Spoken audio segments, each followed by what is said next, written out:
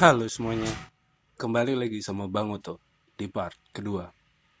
Kemarin kita sudah berkenalan dengan CC201, CC203, dan BB203. Di part kedua ini, kita akan berkenalan dengan CC204 dan CC206. Dan di segmen akhir, kita akan rangkum perkembangan generasi mesin GE7FDL8 beserta teknologinya.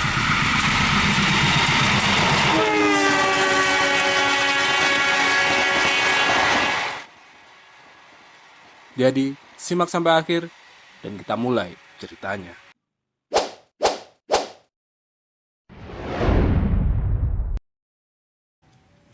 Kita mulai dari CC204. Di tahun 2003, Perumka melakukan peremajaan lokomotif CC201 generasi pertama yang datang pada tahun 1977 dan 1978.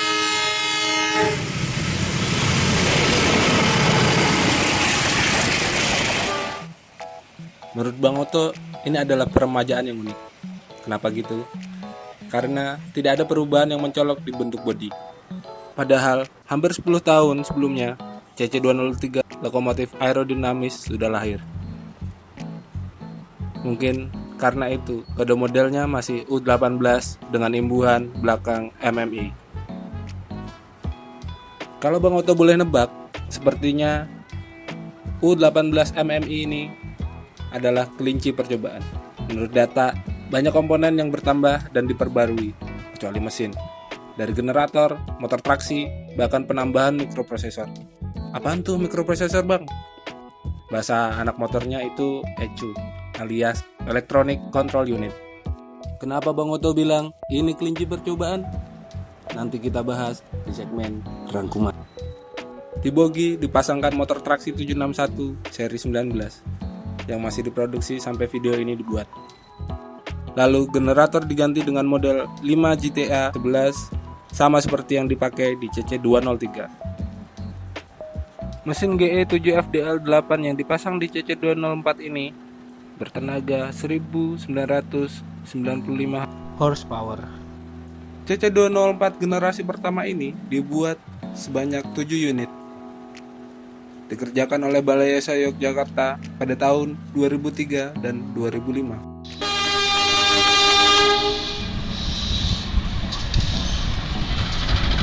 Tiga tahun setelah CC204, kelinci percobaan diperkenalkan pada tahun 2006.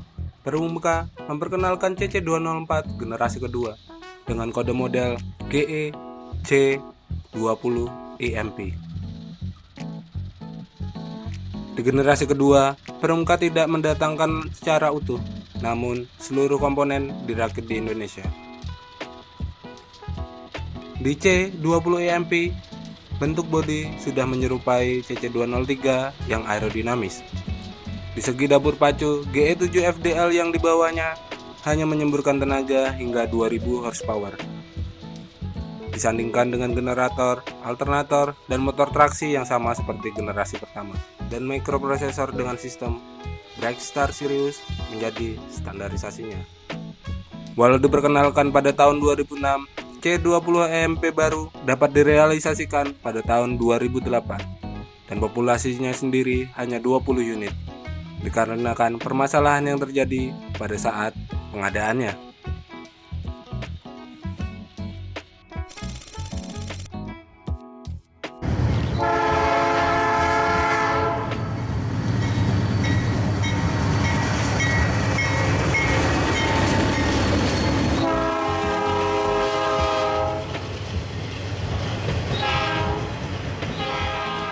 Di tahun 2012, PT KAI kembali melakukan peremajaan armada. Namun kali ini, lokomotif terbaru didatangkan utuh dari markas GE di Pennsylvania, Amerika Serikat. Namun pada bogi, PT KAI mempercayakan kepada PT Barata Indonesia untuk pembuatannya.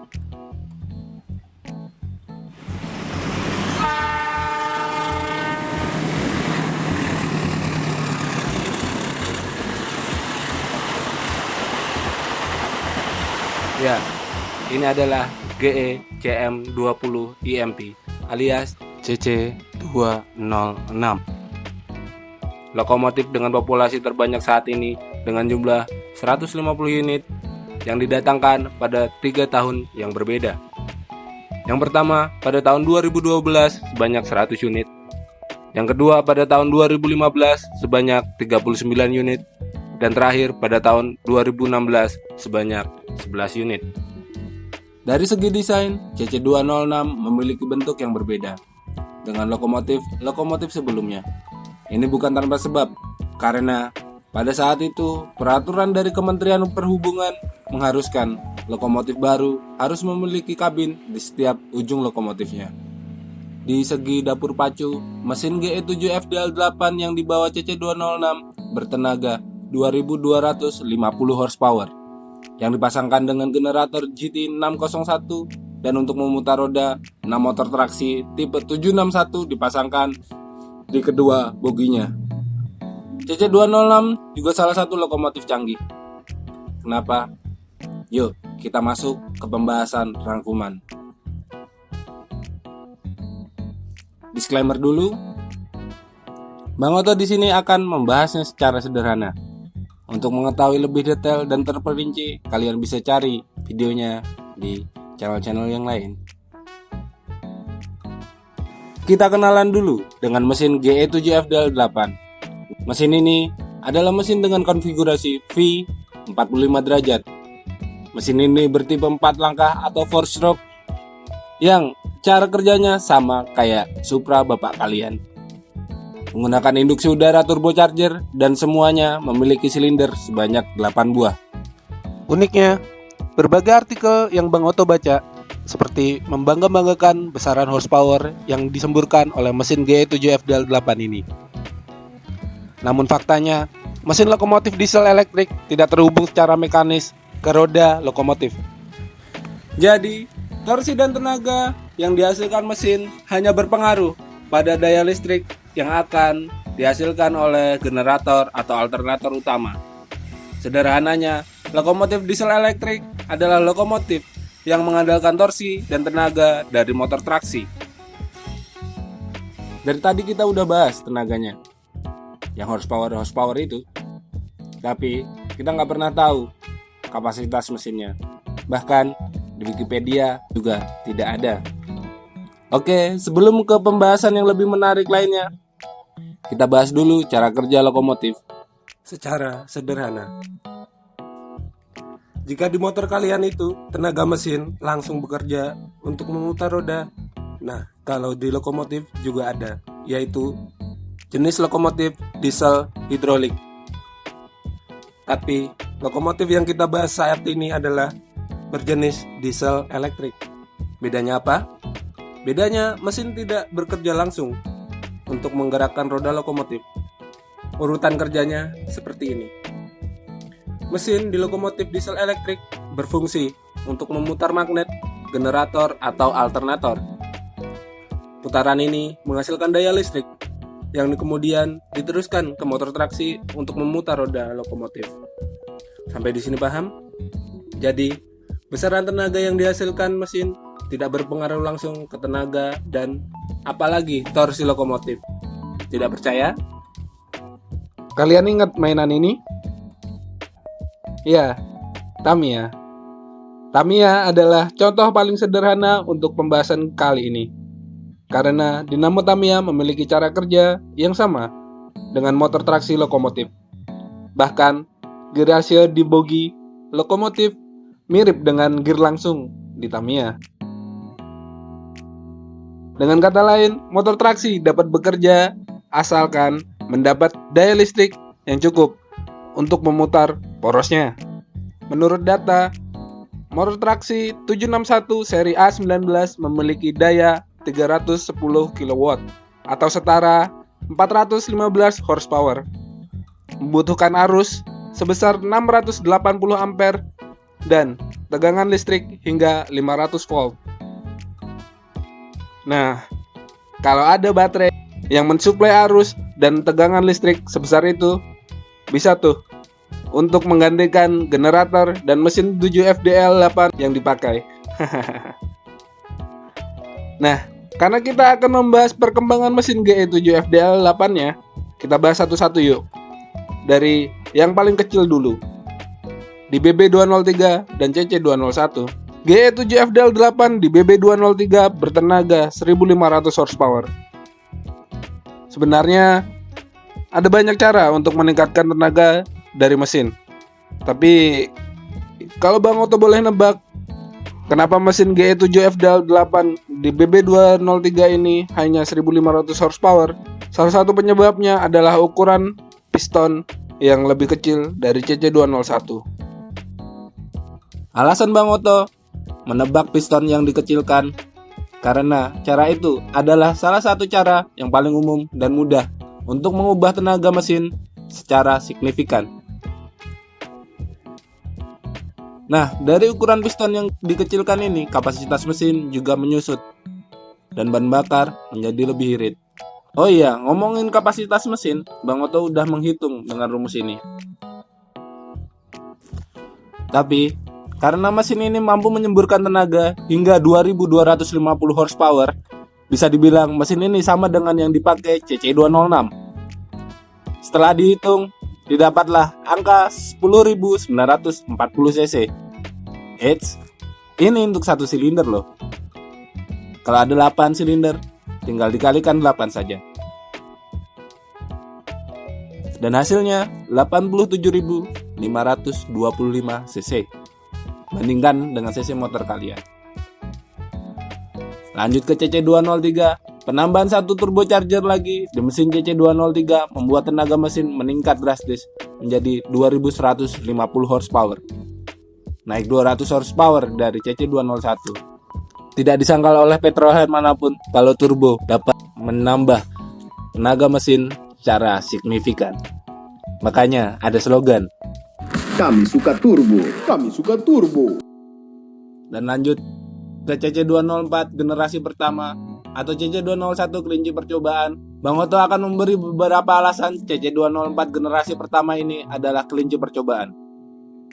Alasan pertama, bentuk bodi yang tidak berubah. Mengingat bentuk bodi sudah menjadi salah satu citra kemajuan perkereta apian Indonesia saat itu, dengan adanya CC203 yang menjadi andalan untuk menarik rangkaian kereta eksekutif di zamannya.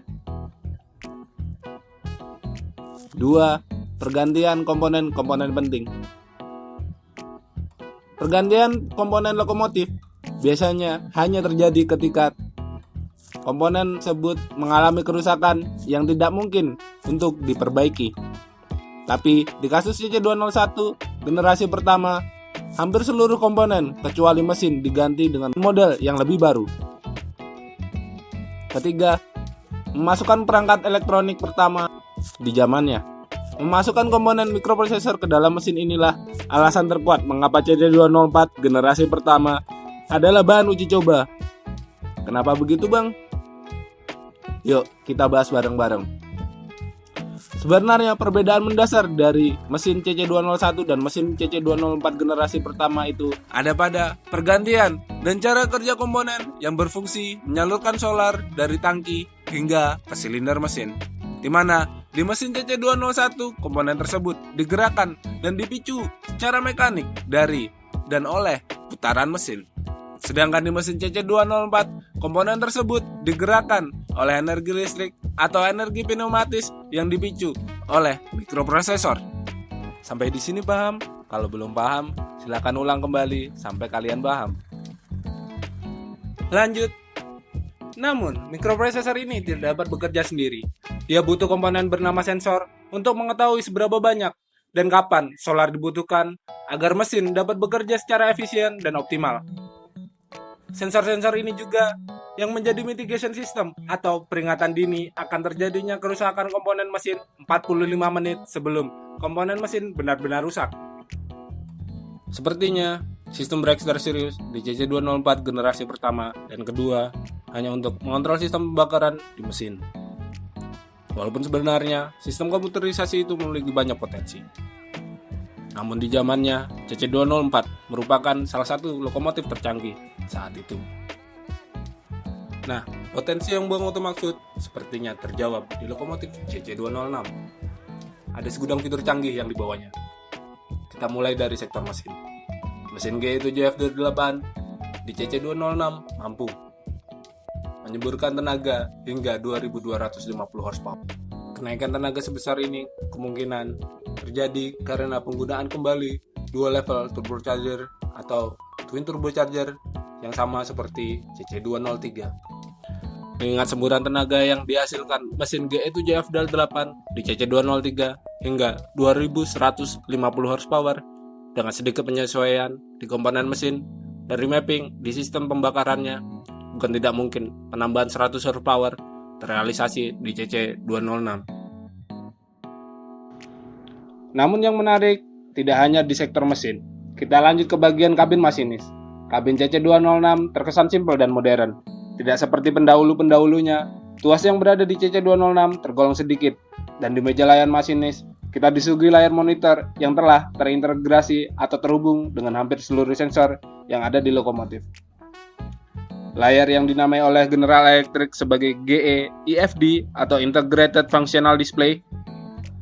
Kita disuguhi tampilan bahan bakar yang ada di tangki, kecepatan lokomotif, posisi tuas throttle, atau tuas gas lokomotif, posisi tuas penggerak, RPM mesin, kecepatan lokomotif, bahkan keluaran tenaga yang dihasilkan oleh motor traksi pun dapat ditampilkan di layar ini. Canggih bukan? Eits, kalian harus tahu fitur lain yang dibawa CC206 ini. Kedua, CC206 memiliki fitur Locotrol Distributed Power.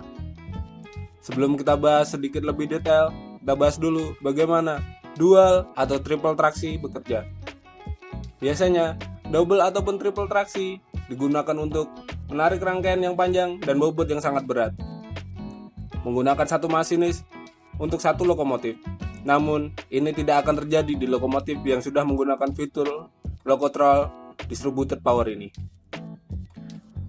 Fitur ini dapat beroperasi menggunakan sinyal jaringan PTC dan opsi tambahan sinyal radio komunikasi seperti Wi-Fi, data seluler, ataupun frekuensi radio di gelombang 220 MHz. Setidaknya ada 8 fitur yang ditawarkan oleh LXA atau Locotrol Expanded Architecture. Salah satunya sudah dijelaskan sebelumnya, namun Bang Oto belum yakin ketujuh fitur lainnya apakah juga tertanam di CC206. Next, CC206 punya train control atau SCADA. Apa sih SCADA? SCADA adalah kepanjangan dari Supervisory Control and Data Acquisition. SCADA adalah kumpulan hardware dan software yang terintegrasi membentuk sistem yang mampu mengawasi, mengendalikan, mengambil, serta mengolah data secara real-time. Fitur ini mampu secara cepat dan efisien untuk memberikan peringatan akan kerusakan komunikasi yang terjadi di ekosistem kereta api. Penggunaan secara sederhana, SCADA menjadi sistem palang perlintasan tanpa petugas yang ada seperti di Amerika Serikat ataupun di Jepang. Keempat, UltraCap 2 Signaling adalah software yang mampu memperlihatkan lampu sinyal berikutnya, batas kecepatan, bahkan kereta di sekitarnya. Sistem ini juga mampu memaksa atau mengintervensi lokomotif dengan kecepatan yang tidak wajar ataupun menerobos sinyal untuk mengurangi kecepatannya ataupun berhenti. Canggih bukan si Puang ini? Oh iya, Bang Otot juga sampai lupa, GE7FDL8 di CC206 ini juga termasuk dari series DAS 9 milik General Electric. Series DAS sendiri adalah seri lokomotif yang lebih ramah lingkungan dengan emisi gas buang yang sudah lolos sertifikasi di Amerika Serikat sana. Jadi, jangan heran kalau lokomotif-lokomotif berkomputerisasi jauh lebih dari kata kobongnya rail fence. Sekali kobong, pasti bentar lagi rusak. Oh iya, kenapa sih seri GE7FDL8 ini masih terus eksis sampai setengah abad lebih? Jawaban yang paling relevan adalah ketersediaan suku cadang atau spare part yang kabarnya masih diproduksi sampai saat ini. Entah sampai kapan spare part ini akan tersedia, tapi semoga anak cucu kita masih bisa melihat atau mendengar raungan mesin VH dari GE7 FDL, apalagi mesin CC201 dengan satu turbonya yang menjadi musik pengantar tidur untuk Bang Oto. Oke, sampai di sini pembahasan Bang Oto tentang GE7 FDL 8, mesin legendaris yang sudah menjadi tulang punggung perkereta apian di Pulau Jawa khususnya. Menarik untuk membahas seri-seri lokomotif lainnya. Di episode selanjutnya, kita akan bahas lokomotif pesaing dari General Electric. Tidak lain dan tidak bukan adalah IMD, yang menjadi lokomotif andalan di Pulau Sumatera. Jangan lupa subscribe channel ini agar kalian tidak ketinggalan info-info menarik selanjutnya.